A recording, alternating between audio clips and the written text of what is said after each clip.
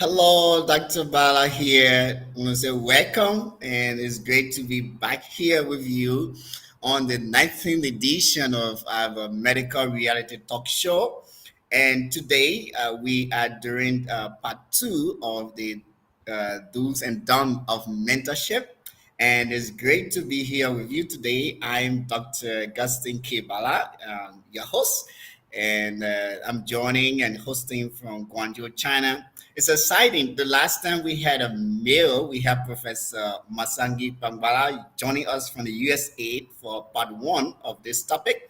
Today we have a female joining us all the way from Canada, and she's gonna be doing the part two of this topic, do's and don'ts of mentorship. So I'm excited. I'm glad to have with me today Pastor Sonyan Tekli, and a great woman of God, and humble, passionate, and very loving. It's good to have her with me today. So I want to welcome you, Pastor Sonyan. Thank you, Dr. Augustine. I'm so excited to be here. We're just so excited as a church what's happening through the medical fellowship, and I'm just excited to be here. Thank you so much for coming, and we are excited to have you. So today, like I said, we are discussing the do's and don'ts of mentorship. Last week we were talking more professional. We had a psychotherapy who is also a professor coming from a professional background, and he said a lot. It was a very long show. Today, it's also good to have a pastor who also meant a lot of people, and I mean church from all background, and it's good to have you, and also a female mother. I think you play a double or triple role here, so it's really great having you.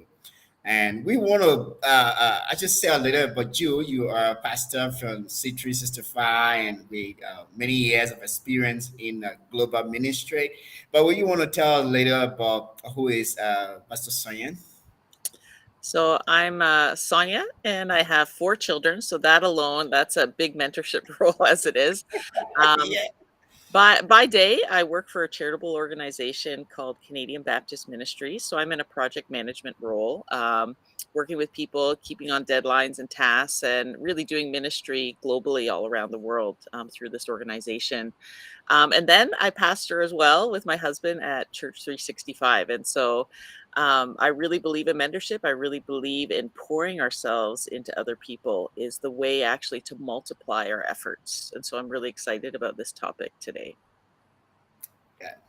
So thank you. That's what I say. I think today is going to be very exciting, and because we have a mother, a pastor, somebody who's been into global ministry, and we expect that to be great. So to begin the conversation, what is a mentorship, and not just mentorship, but what would be your definition of a successful mentorship?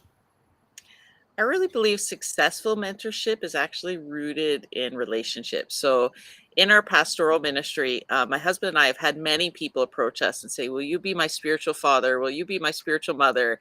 And often we will say no to people. And the reason why we say no is that we really believe that type of mentorship role, it's a commitment to relationship. And so you need time as a mentor. If you're going to commit to someone and say, I am going to be your mentor or your spiritual mother or spiritual father, or I'm going to apprentice you, whatever that is, if you're in the medical field and you're helping to train somebody, it is a commitment of time. And so I believe successful mentorship, it's related, it starts really in relationship. And to have a really healthy mentorship relationship, I believe there has to be some kind of synergy or chemistry. So when you have a mentoring relationship, you have to be with somebody that you enjoy being with. You have to be able to Yeah, yeah. feel like you connect on a personal level, because real mentorship, from my opinion, is you're pouring yourself into Mm. somebody else. And so you need somebody that's receptive, but you have to have that base of having a really strong relationship first. Even if you don't know each other, it's like a You commitment. know, let me come in here. When you say successful mentorship has to do a relationship, that kind of like wow. So because of course relationship is an agreement, right? Like if Yes. all type of relationship, there should be an agreement here. There should be, I like the word you use, there should be this chemistry. There should be something that connects us, or else it can exist. And so if mentorship is a relationship, that means we should be able to say, yes, I think I connect, that I can mentor you, or no, I can mentor you, because Yeah. that doesn't really sound a little bit harsh to say. If I came out like, I want you to be my mentor, you say no. I think it's being clear what mentorship is, right? So I think some people mistake mentorship like a title. Some people say, well, this person is my spiritual father, or this person's my spiritual mother, or Dr. Augustine is my mentor in surgical studies, whatever it is. Sometimes we people will use that mentorship relationship almost as title throwing, right? Rather than actually being in the process and saying, this is somebody that's either discipling me, training me. I want to learn everything I can from them. And so perhaps maybe in our ministry we offended a few people by saying no, but I think we were saying no because we understand the level of commitment, and we have said yes to people. So but it's really understanding that it is a commitment. It's a commitment as a mentor. If I'm going to mentor someone, I'm making a commitment to that person, that I'm going to invest into them, and I hope that they're making a commitment to me, that they're going to take their time, they're going to listen, they're going to grow and be teachable. Yeah. So I want to agree with that, because, and I think this go across every spectrum here, because I was in a discussion and somebody said, hey, I think church mentorship is quite different from professional mentorship. And I was like, I don't think so. And they were like, hey, especially, you use the word spiritual father, spiritual mother, like professional in professional setting, we don't have fathers and mother. You have, your professional colleagues. But I disagree with that, because if mentorship is a relationship, then that we have different roles to play here. The mentee cannot be the mentor, and the mentor cannot be the mentee. And if it is a relationship as well, there should be something that connect us here. There should be requirement that we, both agree there should be a commitment here. So that takes me to the next question. What is the requirement for successful mentorship? What we come to specifically the mentor and the mentee, what to look for, but generally, what you think would be what would be required for a successful mentorship relationship? Put it that way. I think you kind of alluded a little bit to it, Dr. Augustine. It's really a commitment to this process together, right? So I believe a mentorship is actually a two-way commitment. So often, um, a professional or a pastor, or someone that's working in a trade, people will look up to him and say, okay, I want to be mentored by that person. But they don't realize that that request is actually a really big request. If we take for yourself, if, you are um, yourself preparing to be a surgeon, right? And you're studying under other people. At one point, someone's going to ask you to study under you, but that's a significant amount of investment and time that you're going to pour into that person. And so a mentee has to really realize that this is a big commitment that they're asking, and actually reciprocate the amount of time that they're going to also pour into that. So often people, like I said, will look at mentorship like a title and say, okay, well, I'm being mentored, or I'm being um, I'm shadowing this person and learning from them. But are you showing up on time, right? Are you making your commitment? Are you late? Do you do the assignments that your mentor has asked you to do? Are you putting that investment in? So I believe it really is a two-way commitment. Wow. Yeah, so definitely there is a two-way commitment here, and that's required commitment, because you have to know what you're going to be putting in here, and you have to be willing to put that in, or else the relationship is not going to work, and that could lead to disappointment or that. And I think probably that should take us to differentiating mentorship and a mentor from people who motivate us, from people who inspire us.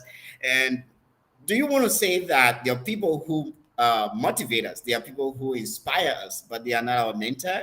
Should I put it that way? Do you want to say something about a mentor, a motivator, and somebody who inspires you? Yeah, I believe there's multiple types of relationships that we have. And I believe to have kind of a healthy walk, we need kind of three different types of relationships. We need people that are kind of ahead of us, people that are on the same level as us, and people that we ourselves are mentoring. And so when you divide your life, you can kind of think about those different relationships that you have, right? When there's people ahead of us, sometimes people will not commit to mentor us, but we can still glean from them. We can still learn from them. We can appreciate what they do. We can serve alongside them. Sometimes people might not have the ability to commit to mentoring you, but if you serve alongside them and volunteer or help, you're going to learn so much just by shadowing that person. So there's lots of different ways that we can grow even without the process of mentorship. But like I said before, that mentorship process, it really is almost like a relationship, right? You're choosing to enter into a relationship with this person and you're making a commitment to each other.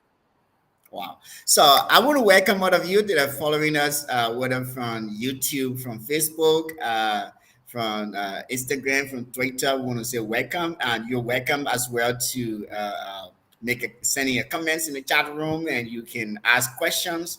If we see questions coming in the chat room, we'll be able to address some of them. So you're welcome. I want to welcome all of you following us from Facebook, YouTube, Twitter. You can send in your comments as well. We will be reading that later. Yeah, so that is very important, and differentiating who a mentor is from people who motivate us, who inspire us, and that we could learn a lot from, right? And this really kind of give me a clear picture. There are a lot of people that have motivated me, that inspire me, and I learn a lot from them. They're not probably my mentor because we already have a personal relationship that they already put themselves into me in different ways, whether professional, spiritual, whatever way. But I learned a lot from them, and I have been able to do a lot because I watched their life or see what they did. And yes, they are people who motivated me and inspire me. Very important, but I think that's quite different from mentorship. That takes me into the next question as well. What is required from a good mentor? So, talking about what are some of the standards or values to look for if you want to submit to someone as a mentor? If I'm thinking to, and I think even professionally, right? When I plan to do neurosurgery. I was thinking, especially when I had the privilege to come to China, and I was thinking, who is the best guy in China in neurosurgery? One of the best professor. I was checking, right, and when I read my professor profile and what he has done, what he's achieved, his skills, area of focus. Oh, yeah, I think this is a guy I want to be with. So, what is kind of required from a good mentor, if we could put it that way? Well, I'll start with a good mentor should be selective in who they choose to mentor. So I'll put it this way is when you start to be a person of influence, people will look for you to mentor them, right? They're going to seek you out. And we shouldn't let our pride or our ego take on people that we're not ready to invest into, right? So as you become a neurosurgeon, you may have a multiple amount of people seeking you, Dr. Augustine, right? But you need to be selective of who you make that time commitment to. And a good mentor should really see mentorship as part of their legacy. Okay, so take for example, at the pastoral role, right? If I see my role is raising up other pastors, if I do that, I actually multiply my ability to serve people. But if my focus is, well, I just want to be the biggest and best pastor that there ever was, and I want the focus to be about me, I'm limited who I can serve. I can only serve those that I have physical time for. And it's same, you apply that to every trade, every career, every area in the medical field, right? If you would invest yourself into somebody, maybe in your lifetime, two, three Mm, people, if you're able to raise up three other surgeons, right? You think about that, you've multiplied your effort, you've tripled it.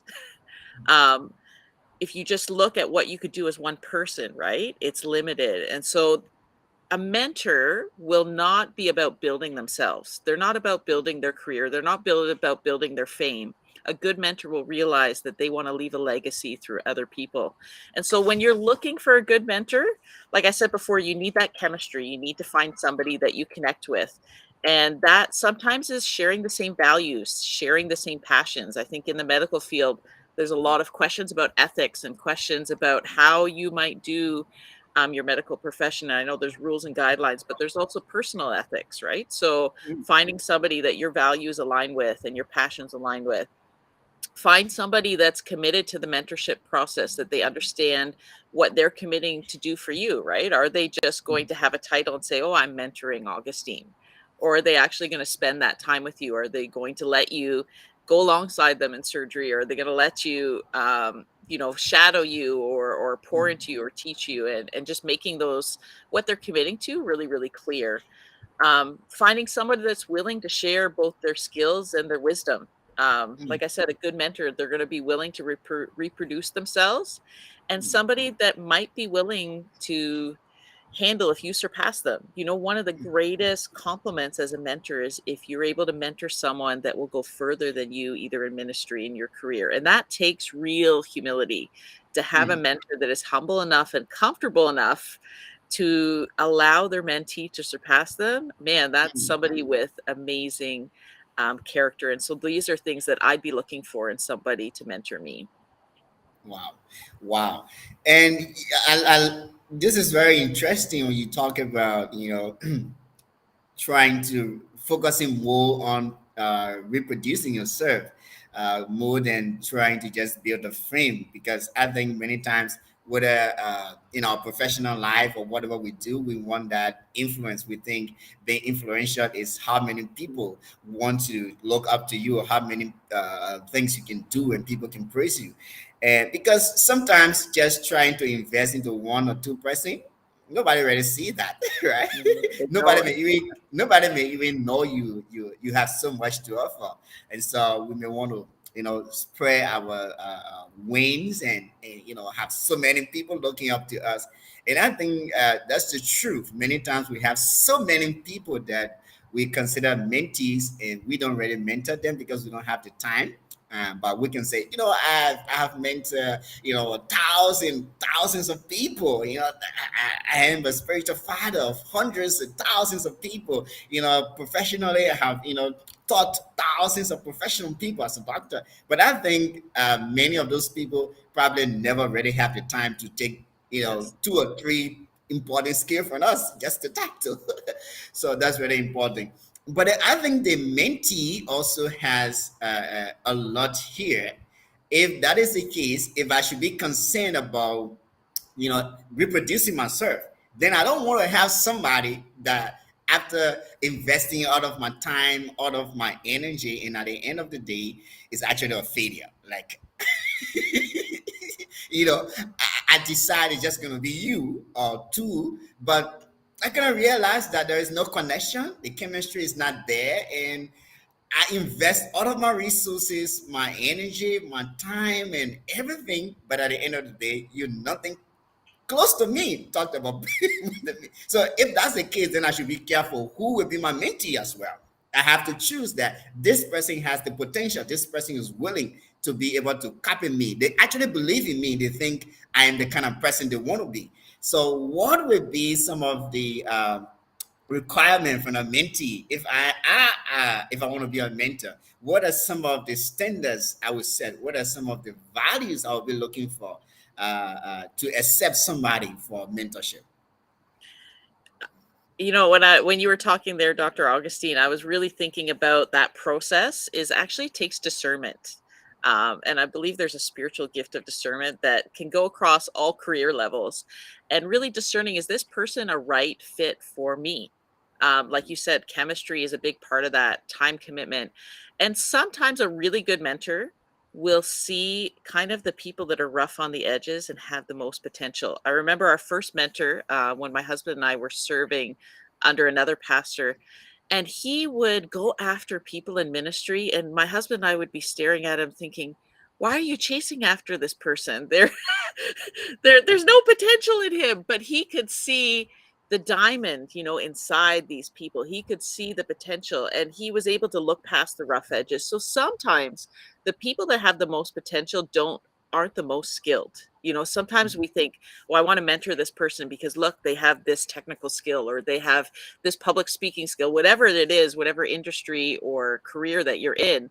Don't always look at the skill, because I would rather any day take somebody that has character, that has hard work, that is hardworking and is teachable, and I can do far more with that person than somebody that's highly skilled and is not teachable, doesn't have good character, isn't committed to the process, right? And so it's not always what it looks like on the outside. You really have to have that discernment to say, is this the right kind of person for us?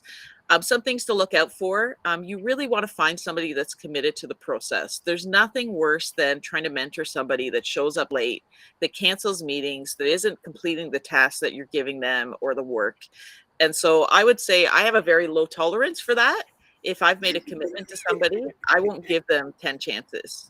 I will make it very clear after the first time where they've not made their commitment to say that my time is valuable. And if you want this relationship, you have to value my time. So I think those parameters are really important, because when you've made that commitment to someone, when they don't follow their commitment, they're actually taking away time from somebody else that you could be pouring into. And so it's important that Yeah.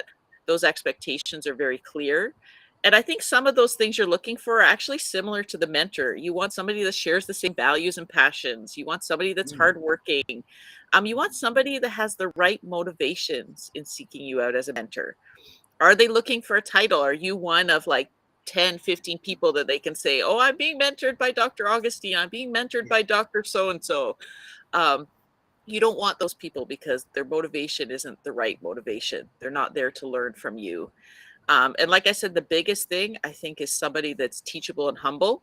Anybody that's teachable, they can learn anything from you. But you can teach them the skill, but it's very hard to teach people character. Yeah, yeah, I agree with that. And somebody sent me a message, an email. I love your professional life. Been following you. I'm a young person. I'm in college. I want you to be my mentor. And this, it was a female in the first place. So I was like, okay. My first test was, can you send me a one page, write out why you would think I would be a good mentor for you? And they couldn't write, one paragraph straight for me. And that was just, I just ignored them, like, no, right? Because if you can't just write one paragraph to tell me why you think I even inspire you, so I'm not sure I was ready to give my time to that kind of thing. And I agree, right? Spiritually, the gift of discernment could be something very important, that you can be able to discern. Yes, I think this person, because sometimes it's not all on the physical, but well, not everyone have the gift of discernment. Then, So then you learn from experience, Dr. Augustine. The wrong decisions teach you when you don't have the gift of discernment. yeah, so it becomes difficult in that case as well. Well, then you have to, I agree, look for some of the very basic requirement, like commitment, right? Yes. Is this person committed, right? And I think you can be able to see that if this person don't just want the popularity, well, I'm being mentored by this, person, and maybe because they want the title of your name to be attached to them, they can use you as reference, and people can be like, oh wow, if you've been mentored by this kind of person, then you should be good, even though they may not represent the portfolio. So some mentee just want the title, right? I'm being Yeah. mentored by this person, and they can use your influence to get their way, not because they really want to be committed and be trained or to learn something from you. And the same thing, some mentors just want the popularity that they have many mentees, right? Not because they're ready, reaching out to them and putting out themselves. And I think both way we should be honest to ourselves. Is this mentorship, or we just trying to talk something here that we're not doing? And I think that's very important to mention. And if that's the case, sometimes, like I said, we may not have the spirit of discernment, but if we notice that this relationship is not going well, I think there should be a point that we can say, hey, uh, you know, like you were saying, you're talking about being intolerant. I also very intolerant to, not being committed and just being less Jessica. I would definitely cut it off, right? And sometimes I feel like I'm a little harsh, but I I can want it somewhere where that we either going to achieve it or not achieve it. Yeah. So let's go to our last question before we go. We have said over and over that mentorship is relationship, and definitely there could be a lot of different relationship that we'll be able to see as we go through this kind of interaction. So what will be the types or the category of relationship in mentorship? I believe definitely there are levels and there are different type of interaction we have here. Do you want to talk about that before we go? So I kind of alluded to it earlier. I really believe that there are really three main relationships we have in our life. We have people that are ahead of us, so people that are further along. And I think no matter where you are in your career or your ministry, you should always be looking to, learning from, even if it's not an official mentorship relationship, we need to be in relationship with people that are further ahead from us because that's how we grow. If we think we've arrived and we've learned everything, then we actually stop growing. The second type of relationship we need are people that are on the same level as us. So that would be our colleagues. These would be people in the same professional circles. They're doing the same sort of work with us, but we're able to collaborate with them. We're able to share ideas. We're able to share our joys. We're able to share our failures and have a safe place of community. And so that second relationship of people that are on the same level as us, that's so important for our emotional health and actually for our growth. And lastly, I think we need people that are following behind us. And I think a lot of people are so worried about their own career, worried about their own journey, that sometimes they forget that there's growth when you train somebody else. And so sometimes just that verbalization and explaining to people, this is how you do it, and this is how you not do it, and this is what you need to look out for. You actually grow more when you train somebody else. And so that actually will push your career further. There's great examples actually in the Bible of these three types of relationships. When we know the Apostle Paul, when he had that experience on the road to Damascus. He was the Christian killer before. He was going through all of the regions and rounding up Christians, putting them in prison and killing them.